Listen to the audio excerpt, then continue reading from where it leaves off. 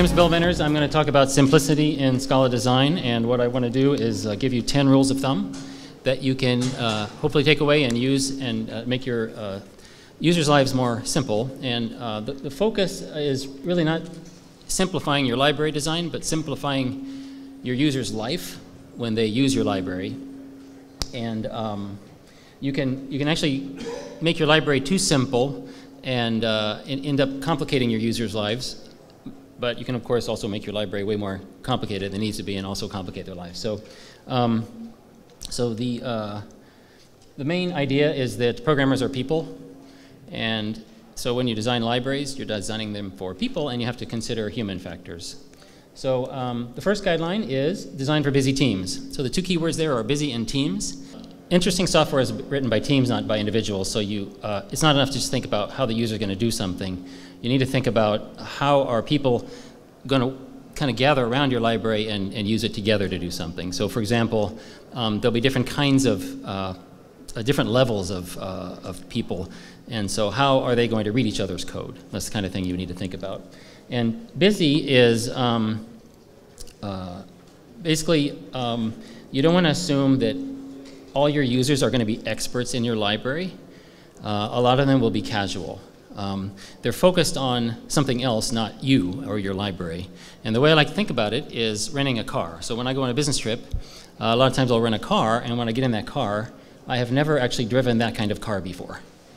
And usually, well, there's always, I think, a manual in the glove compartment, but I've never read it. I always can just kind of look around and figure out how to drive off the car, and I go off to my hotel, right? So a lot of users will actually, it's good to have documentation, but you want them to be able to use your library without actually reading the documentation. That would actually make it simpler for them. And I think when we bought a car, I actually did read the owner's manual, but I've never read one in a rental car, and so this is more of an idea that not every user wants to buy your library, they just want to rent it for a while to do something. And what they're really focused on is what they're trying to get to, using your library as a vehicle to get there. I wanted to show some counterexamples of bad or design problems that are mistakes that I made. So this is something in Scala test that you can say both of these things and they'll both compile. So what happens if you say 21 should be 20 plus or minus 5? I will hit return there. Oops. Well, let's try it again. 21 should be 20 plus or minus 5 is it accepts that. If you change that to equal, basically by not throwing an exception, it says that it is. It actually complains that 21 did not equal intolerance 25, right? So I did that on purpose because I thought it was important in matchers to have a way to always call double equals. So I thought, well, B will have these special cases. If you pass this kind of type to it, it'll do something special. Equal will always call double equals. But over the years, a couple users reported this as a bug, this is not working, right? And I pointed them to the documentation because in the documentation it says it works this way. I mean, this is working as specified. So technically it's a user error, but really I think it's my fault. And the reason it's my fault is not because it isn't reasonable to actually do that. It's not unreasonable to say I want some matcher that always calls double equals. And it was also documented, right? So that wasn't the problem. The problem is that because it looks like it should work, to actually know that this won't work, you have to read the documentation. So that's like, if I get in a rental car, I have to actually read the manual before I can drive off, right? So that's an example. Okay, so one of the things that Scala is good at is you can really make client code look however you want. So it's very flexible, very powerful, and to help teams work together, what I think is good to keep in mind is use it to make code clear. So the way I try to make code clear is first I try to make it drop dead stupid obvious. So when someone looks at it, they know exactly what it means. They don't have to look it up, right? Sometimes that's hard to do, so the fallback is make it guessable, so that when you look at it, they'll say, well, I'm not sure what that means, but I think it might mean this. And whatever that is what it means, right? So they can guess what it means and move on. And then sometimes that's hard to do, so the third fallback is to make it easy to remember. So they're going to have to look it up the first time they see it. But it's nice if they can actually look it up once and remember it after that. What you don't want is every time they see it in the code, they have to look it up again and again and again, right? Okay.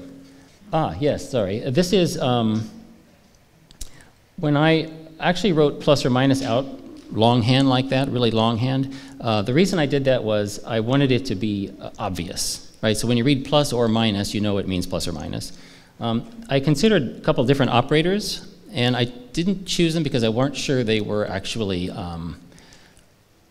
going to be guessable. But over the years, I did decide that, I did some informal surveys and found that people would guess when you see a plus minus that it means plus or minus.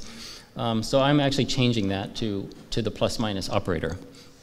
But I think it's good to be very conservative about making code really obvious. Okay, so both readers and writers are important. Code is read and written. I think it's read more than it's written. So what I think is good to do is try and make both readers and writers happy if you can. And sometimes their intention, like plus or minus is very long-winded. It's really obvious to the reader, but it's kind of pain to type, right? So it's good to try and find something that solves that tension and makes them both happy. But when you can't, sometimes it's hard to do, I think it's good to favor the reader. So an example of that where I didn't actually make this mistake, but I considered it. There's a way in Scala test to invoke private methods, to test private methods. I think it should be rare that you do that. Most times you don't need to, but occasionally it's useful, and so I put this syntax in there. And the way it looks, if you said object.decorate1, you'd get a compiler error because decorate is a private method. So you replace that dot with this thing that says invoke private. And it's very long-winded, but I think it actually, when you're reading the code and you don't know what it means, it kind of says invoke private, and then you see a method. Well, it looks like it's invoking a private method, right? The thing I considered was this, it seems like a good use for a symbol, right? Symbolic operator. And then what I considered was this lightning bolt, because it's like lightning strikes the object and a private method gets invoked, right? So I considered it, but I decided for readers it's too non-obvious, right? And especially because I'd expect it to be used rarely. The method name is very long-winded, invoke private, so another thing I could have done is make a shorthand for it, like priv. And the reason I didn't do that is simply because this is rarely used, or expected to be rarely used. In fact, I want to discourage it from being used a lot. But if it was used a lot, I would probably do something like C, which is a shorthand that it's easy to remember, right, once you've looked it up. Okay. So the other thing about people is they make mistakes, right? So one of the things that it's important to do, I think, is to imagine or kind of figure out what kind of mistakes people can make, and make them either impossible, if you can, or if you can't make them impossible, to make them difficult to make. And excuse me, most times your users aren't sitting in a room with classical music playing and sipping tea and using your library. They've got deadlines, they're crawling through the mud, they've got bullets whizzing past their heads, and they're going to screw up. So if they can screw up, they will over time. So an example of how I think I did make something less, well, error resistant, let's call it, is the way tests, this is a test framework, tests should be run in parallel because they're embarrassingly parallelizable, CPU speeds aren't going up, right? You're getting more cores and so on. But the problem is that basically if you're running your tests in parallel, it's a concurrent program. And people don't have time to make it work, make it thread safe, and make it, make sure you don't have any concurrency bugs. So the first thing I did was made sequential the default. So you only get parallel if you ask for it. The second thing then, if you ask for it, is it doesn't actually run tests in parallel in a class. It just runs the test classes in parallel, and that's usually going to be enough speed up. But occasionally you do need to run tests in parallel, and then you mix in this trait to get it. And that's where I think the most of the danger is, because even though I try to encourage people to not use shared mutable state in their test classes, with the examples and documentation and whatnot, people will do it, right? And so now if you're running those tests in parallel and you've got shared mutable state, you've got to synchronize access to it, right? So what I did with parallel test execution is when you mix that in, it runs each test in its own instance so that each test gets its own copy of that potentially shared mutable state. So it is not impossible to screw up, but it's hopefully difficult. That's just kind of trying to prevent errors by how you design it. But the other thing Scala has that is this very rich type system. And so a great way to prevent errors is to make it a type error, right, when they do it. So an example of that is this parallel test execution is a trait that you can mix into most style traits, but not all. So it actually doesn't work in JUnit Suite. JUnit Suite, it doesn't work in JUnit Suite because, where's my Scala prompt? There it is. It doesn't work in JUnit Suite because JUnit, this style trait actually delegates to JUnit to do everything, so you got to do it JUnit's way. So it just doesn't work. But that's an easy mistake to make, right? I mean, you wouldn't know that without looking at the documentation. But when you try to mix parallel test execution into JUnit Suite, you actually get a compiler error. And it's a type error because parallel test execution is not a valid subtype of JUnit Suite because it's trying to override a method that's final in JUnit Suite. So that, I mean, it's really a great type system, and you can use it for preventing errors if you think about it that way. So, okay. So I think the main reason I can get in a rental car and just drive off is because I'm familiar with cars. And so you can exploit that in your design to make it easy for people, but it's a two-edged sword because a lot of times you may actually be designing a library because you want people you think people are doing things the wrong way and you want to do them a better way, right? So if you only do what's familiar, you can't do that, right? But what you can do in that case is leave the stuff that you don't care about, that you think is okay that they're doing, the same or similar, so that they're comfortable, and then just change the things that you think they should do differently. So an example of that is Java, the Java language itself. On several occasions I saw James Gosling say that he kind of fooled C programmers by his design of Java. And one time he called it Java a well-orchestrated fraud. That's what he called it. And what he thought, his opinion, was that C programmers are spending too much time doing memory management, right? Chasing down memory bugs, and they should use a garbage collector. But C programmers, myself included, we didn't trust garbage collectors. They're going to take too long, right? They're going to be too slow. So what he did is he made this language, Java, that looks a lot like C. The while loops, the for loops, you know, a lot of it looks the same, the semicolons, the curly braces. But there was no way to free memory, right? So he makes us feel comfortable, but he didn't give us a way to free memory, so now we did change that behavior, and that worked. When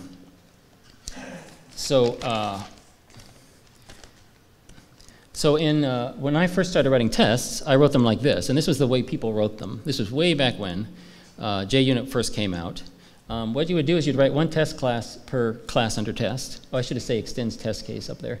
And then you write one test method per method you're testing. So I'm testing the size method, then I'm testing the head method, right? So behavior-driven development came out, and there were a lot of ideas kind of mixed in under that umbrella, but one of them was that you should focus each test on one bit of behavior and write a descriptive test name, and a good way to do that is to make it sound like you're specifying the behavior. So I thought that was a good idea, and when I made this FunSuite class, FunSuite looks a lot like XUnit. I mean, everything's pretty much the same with XUnit, except it encourages focus tests with descriptive names. So the one thing I changed was the way the test name is a string now. So it says test, test, test, just like JUnit 3 did, just like you see @test in JUnit 4.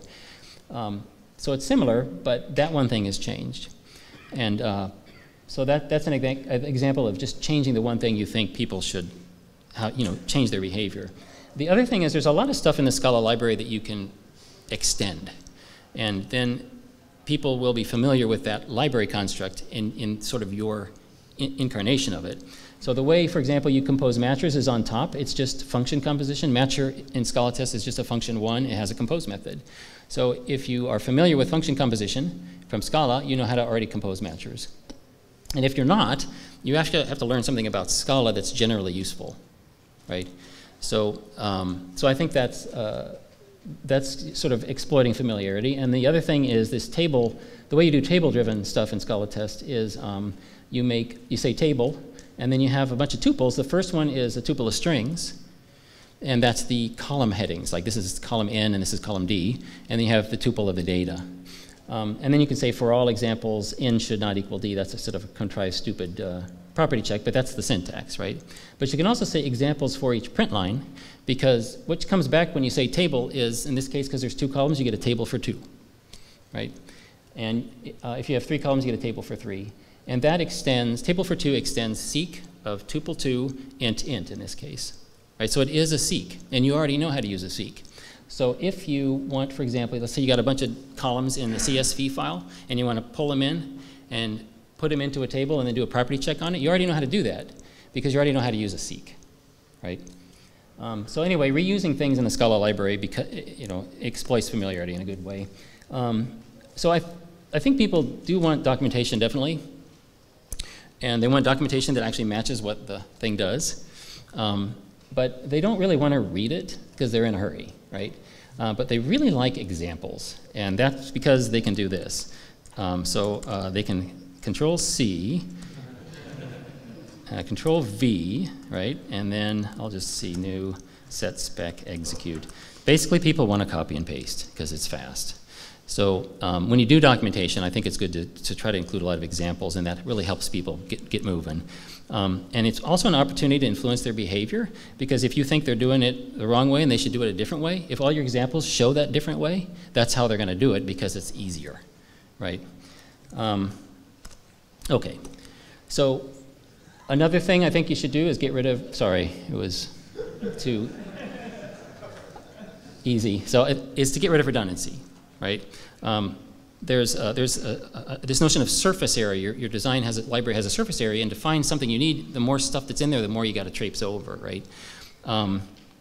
But there is a certain kind of redundancy I think is good, and this is actually from the Python community. I wanted to pull this up because there's something called PEP20, which is like a SIP for Python, and it's the Zen of Python PEP. Maybe we should have a Zen of Scala SIP, but in there, buried in there, says this sentence: there should be one and preferably only one obvious way to do it. I think that's actually a good idea, right? Because then that's the way to do it, right? But there is a kind of redundancy that I think is useful. And that's this. So this is the screwdriver. I took a picture of my screwdrivers. And what happened about 3 years ago, we had some work done in our house, and all my tools disappeared. So I had no tools. And I decided I would just only buy a tool when I needed one. So this is how many screwdrivers I have so far. Would my toolbox be simpler if I just had one screwdriver? Well, actually, it would be simpler, right? It'd be easier to choose which screwdriver I'm going to use. But my life would not necessarily be simpler. My life might be more complicated, right? Because if I need to have if I have a screwing job that doesn't really fit my one screwdriver, then it's hard. My life is more complicated, right? So it's okay to have some redundancy like this, where each one is focused on a different task. So like there's a bunch of collections in Scala, but each one has different performance characteristics, right? What you want to avoid is this kind, where you got a bunch of choice where all you get is like, I feel like a blue handle today. So I think in Scala test there is a lot of choice. The one that's like this, there's really only one thing I think is like this, which is should versus must. So I think it was a mistake in retrospect to have both of those. I really should have picked one. But there is like several style traits, about that many style traits to choose from. They are actually each one focused on a different job, but what I learned that I made, the mistake I made was in explaining them, I didn't really summarize what each one was for. So it was hard for people to figure out what they were for without reading all the details. So if you do have redundancy like this, you should try to make it easy for people to figure out which one they need. Because a screwdriver I can just look at and figure out which one I need, right? But fun suite or fun spec, who knows what that means, right? So I added these little call-outs at the top of the Java doc, or the Scala doc, sorry. It says just real quick what each one is for, right? And then I also added a table in the user guide that sort of gives you a summary, right? So there's a table in the Scala book and online that shows all the different collection types and what their performance characteristics are. That helps people pick. Okay. All right, so another thing that's useful for people is if things are consistent, right? So if they're used to doing it this way and they've learned to do it this way over here, it should work that way over here. And I have a phone call. This is a really good time. I should answer it, should I? No. I was hearing this buzzing noise. Like, what the heck is? I was thinking somebody's phone's ringing. It's my phone. At least I had it on buzz, but it is somewhat distracting. Okay, so basically consistency. So when I showed you an example of a mistake I made, which was not my fault, But I made this mistake. So in Scala set, if you just say set, you get an immutable set. If you just say map, you get an immutable map. But if you say seek, you get a general one that could be mutable or immutable.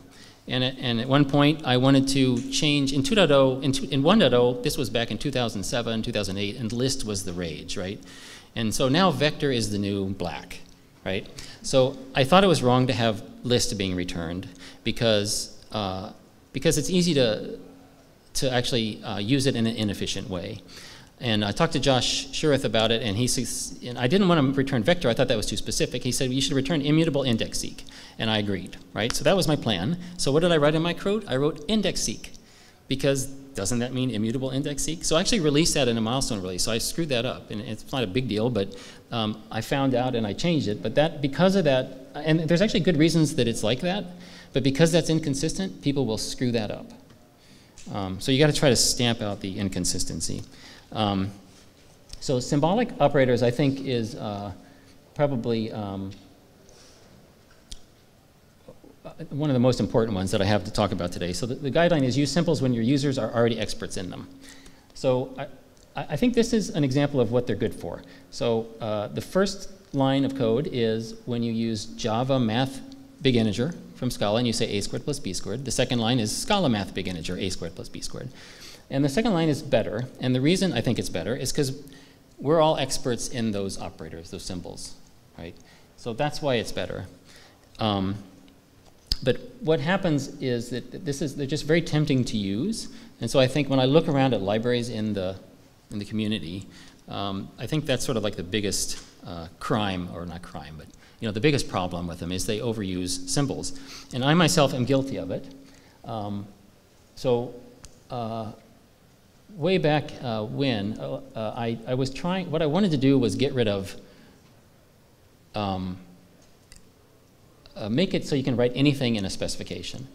So if Eric Torbar, who does Specs 2, he had the same goal. So he and I did the same thing. We both made a bunch of non-obvious operators that you connect text with, right? So I did this back in 2007 or 8. And the way it worked is I put 2 dashes after a stack, and that means I'm opening a scope and I'm going to be talking about a stack, and then 1 dash after another string, that means I'm introducing a test, right, or an example. And I actually put that in the, checked it in, and I was going to do it. Then I realized later that probably is a bad idea. But the problem is I had actually sent the programming in Scala book to the printer in the meantime, and it had one of these examples in it. So one of our goals was that every bit of code in that book would compile. Right? So I was like, oh man, I have to release this. So I released it in 0.94, deprecated already, and I said, don't use this. And in 0.95 I removed it, right? But the problem is it's just too cryptic, right? I mean, it's really going to be confusing what dash dash means and what single dash means, and it doesn't look like it. So a couple years later, I did actually solve it by using in to introduce the test. So that's consistent with word spec and flat spec, and specs 1 and specs 2. So everybody's used to seeing that to introduce a test. And then I can just use 1 dash up there, and that's a non-obvious operator, indeed, but it, I think, is guessable from the context, right? And when there's just one of them, I think it works. So, so another thing that I wanted to talk about is that what sometimes people will do is when they make a non-obvious operator, they say, well, I know, I'll make a word that's an alternative that's more verbose, but spells out what it is, so people have a choice, right? And I think the problem with that is it's the writer that has the choice and the reader doesn't have a choice, right? So if you use /:, then I have to read that and remember what that means. So, so I don't think that actually is a good way to do it. And I'm going to try to illustrate that with this. So this is A and B are ints. I can now, in Scala 2.10, say A star B plus B star B, A star A plus B star A, to say A squared plus B squared. But I don't have a way to do it with words, right? Should we add that in Scala 2.11 so that people have a choice, right? They can either use the operator, the symbols, or if they don't like those, they can use the word, right? That seems pretty stupid. Clearly, the first one's better because we're already experts. So in that kind of situation, you should use a symbol and not have a word. Otherwise, maybe you should use a word and not have a symbol, right? So the only other thing I would say about that is one of the reasons people use symbols is to get rid of parentheses, and I like to get rid of parentheses too. But I think most users who are in a hurry would rather have some parentheses around code that they can actually guess what it means than no parentheses around code that's cryptic that they have to look up what it means. Okay, so the last one is minimize the magic. And compared to like Java, Scala gives you not just a magic wand, it's like a magic baseball bat. I mean, you can really slather on a lot of magic. And I think definitely you should use sufficient magic to sort of make your users' lives better, but then you got to stop, because I think the more magic that's in there that can actually make code harder to reason about, and also makes code slower to compile. So I wanted to give you guys, since this is a very touchy-feely talk, I want to give you something that actually you can measure. So what we've been doing is measuring compile time of different kinds of magic. So I'm going to show you a few things of what we did. And this is a GitHub project called Compile Time that I actually want to look at tomorrow if some people are interested. It's basically a bunch of scripts that will generate different kinds of tests and different kinds of styles, and then just compile them and measure it. Measure compile time, and then we do it over and over and over, and you can graph it. So this first one is going to show the difference between assertions and matchers, and matchers are more magical than assertions. Which one compiles faster, right? And all it does is say a Scala can increment 1, it says assert 1 plus 1 equals 2, Scala can increment 2, assert 2 plus 1 equals 3, and it goes all the way down to 100, then this one. And then there's one where I mix in should matchers, and I just do the same thing with matchers. And then there's one where I import should matchers, right? So when you run that one, it looks like this. What you can see here is like this is like 10 tests, 20 tests, 30 tests in the file. This one goes up to 1,000 tests in one test class, just so you can kind of see what it does. It's very consistently, the assertions compiles faster than matchers. And that's the difference. The difference there is how many implicits are in scope. This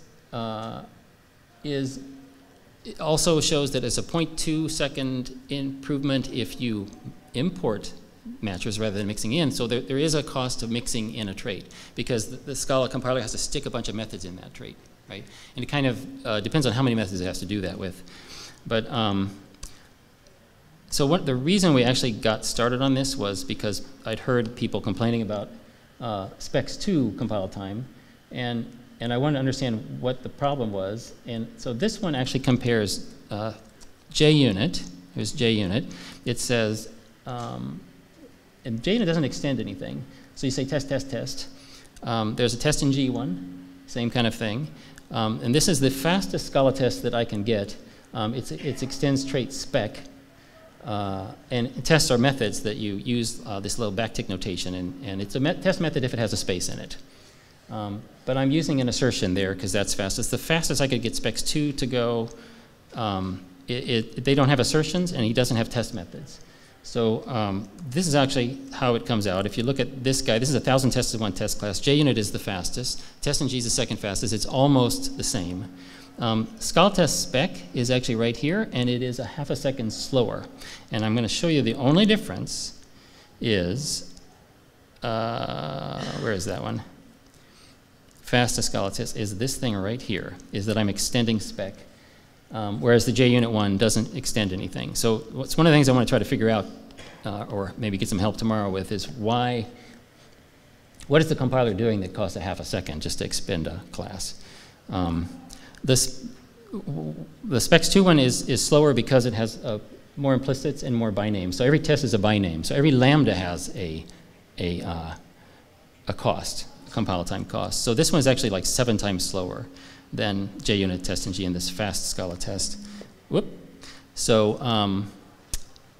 the third one I want to show is you can, what I try to do is actually isolate the differences. So this one here isn't very informative because it's got a bunch of differences. So what you can do with this guy, this one is, there's 100 classes in a directory, and each one's a test class, and they look the same. They just have a different class name. Here's where there's 10 tests in each class. Here's where there's 20 tests in each class. Here's where there's 30. So this is actually 10 times 100. There's 1,000 tests here being compiled. And all the way over here, there's 100 tests in each of 100 classes. That's 10,000 tests, right? So the difference between this spec trait and the Scala test word spec trait, these both mix in matchers to make it more of a fair comparison to Specs2. The only difference between those two is the difference of there's one test class per test. There's one function per test. There's one biname per test in WordSpec, whereas this is methods. So you can see test methods compile faster. And you can see that down in how many files are generated. WordSpec generates more. The more tests you have in it, the more class files show up. So there is a cost when you, you can actually see that the compile time follows the class file generation count, but it's not writing the files. It's actually doing something in memory that's causing that. But this guy so this is WordSpec, so this is almost identical with this one. And the difference between these two is how many implicits are in scope, so, and how many bynames are used. So Specs2 uses more bynames and more implicits, so it compiles slower. And then this one, this is the really interesting one. It goes out to lunch. It goes way up here. It doesn't scale. It kind of goes exponential, the compile time, when you add a bunch of classes. This is the immutable style in Specs2. And the reason is, in this case, is it's not the number of class files is linear, but the size of them is not. The size of the class files generated just starts going exploding.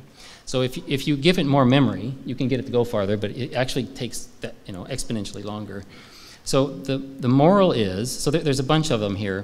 One of the things I learned, by the way, is that if you extend a class, that compiles faster than if you extend a trait. So I think actually in Scala tests I should change trait fun suite to class fun suite. And probably Eric should do the same thing in Specs2. And so this is, you can see the yellow and red one hopping down. This one that's a little faster is when this extends specification, and this is extending a class that extends specification. So you only have to pay the mix-in cost once. So anyway, I want to close with this quote from Dick Wall's father. Dick told me a story a couple weeks ago which really fit in, which he had walked into the garage, and his dad was using a hand drill to drill a hole in a piece of wood. And he knew his dad had this really fancy power drill. And so he asked his dad, well, why are you drilling a hole with this hand drill when you have the fancy power drill? And what he said is, remember what tools are for. They're for solving problems, not for finding problems to solve. So I think we're all early adopters, and we're very excited about this language, and we want to touch all the knobs and twist them. But really, I think what you want to do is minimize, try to figure out how you can get the maximum user productivity out of the minimum magic. Okay, that's it.